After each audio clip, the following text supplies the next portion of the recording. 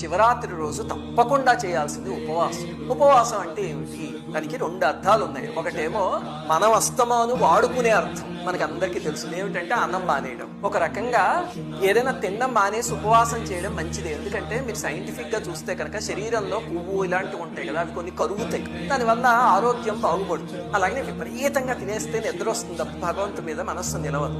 అందుకని ఉపవాసం అనే దాన్ని మన ప్రతి పండక్కి మన ఋషులు లింక్ చేసి పెట్టారు. కానీ గుర్తుపెట్టుకోండి, అలా మానేసేసి మధ్య బీపీలు షుగర్లు ఉన్న వాళ్ళందరూ కటిక ఉపవాసం చేద్దామని పట్టుదలతో కూర్చొని పక్క రోజు వెళ్ళి హాస్పిటల్లో శనైలు పెట్టించుకుంటారు. అలాంటివి ఎంత మందిని చూశాను.